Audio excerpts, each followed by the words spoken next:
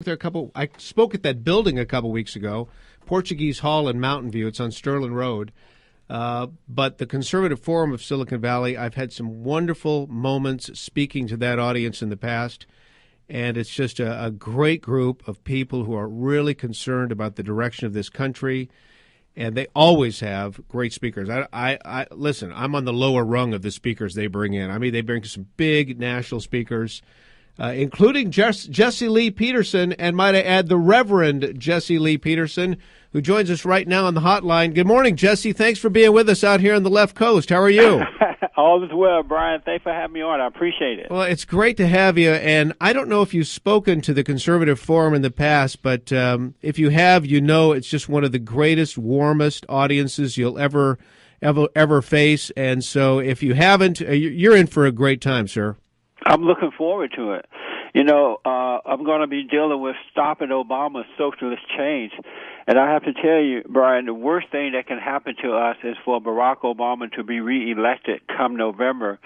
He and Michelle have to go, because if they're not out of there in November, it's over for America as we know it. Jesse, I would agree with you 100%. I'm looking at the latest economic news. It's terrible. I'm looking also, and I know this is very important to you, the social and moral fabric of America has so deteriorated over these last 4 years. Would you agree? 100%. You know, about 22 years ago, I started a nonprofit organization called Bond, the Brotherhood Organization of a New Destiny, and we've been rebuilding the family by rebuilding the man. I thought things were bad back then. I had no idea that they would come to what it is today. And I have to tell you, we think that the last 4 years have been bad, and they have. If Barack Obama is elected, it's going to get worse, in that because he believes in redistribution, he doesn't support Christianity, he doesn't support Israel, and if he's reelected, he's going to do exactly what he wants to do. And I'm even concerned that once we vote him out in November, because I firmly believe that he will be out of there in November, between November and January, when he's really out of office, I'm concerned what he's going to do in that time as well. Because I remember there was a mic on, and he was talking to the president of Russia, and he said after the election he had a little more flexibility, but he didn't know the mic was on. I'm concerned what he would do then, Mike. This guy is a dangerous guy. In my opinion, he's wicked to the core, and he doesn't love America as we know it. We have no other choice. You know, Jesse Lee Peterson with us right now, the Reverend Jesse Lee Peterson, and again, his organization is the Brotherhood Organization of a New Destiny, Bond.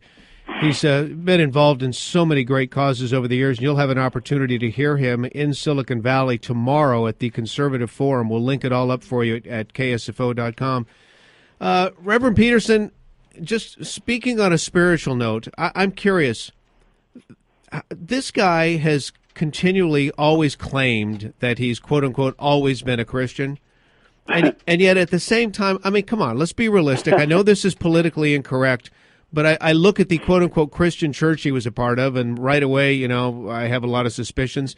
But then again, you know, this guy comes from a family where his birth father was, you know, a Muslim. Yeah. His mother was a part of a very, very, well, I'm sure later in life she was actually an atheist, but give us your take on his spirituality.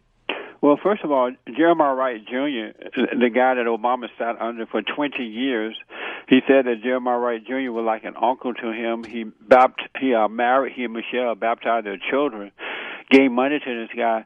Jeremiah Wright Jr. believes in black liberation theology, and God is not about your color, he's about your soul, your character.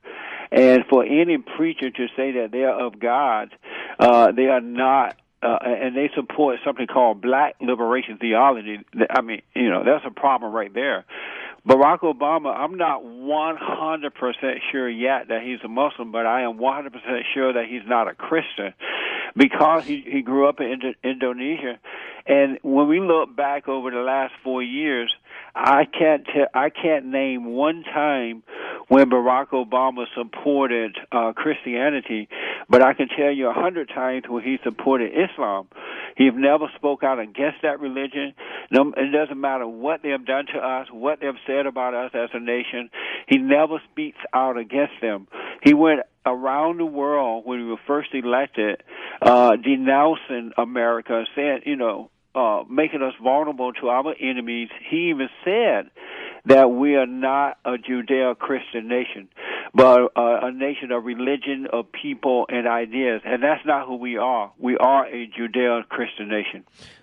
Jesse, I'm curious, the enthusiasm for this president, for Barack Obama this time around, I just don't believe that people are as enthusiastic as they were the last time around. No. And I'm just curious, based on your travels, your experience, the people you talk to, let's specifically focus on one particular segment of our population, and that would be the African American, the black community. Where are they in terms of their enthusiasm, and will they be showing up at the polls in record numbers as they did last time for Barack Obama? They will not be showing up in record numbers, that's for sure. Many of them will stay home. They won't vote for Mitt Romney, but they'll stay home for a couple of reasons. One is that the first time around, they were excited, quote unquote, that they had a black president. And so that excitement motivated them and caused them to go out and vote. Well, that excitement is gone now.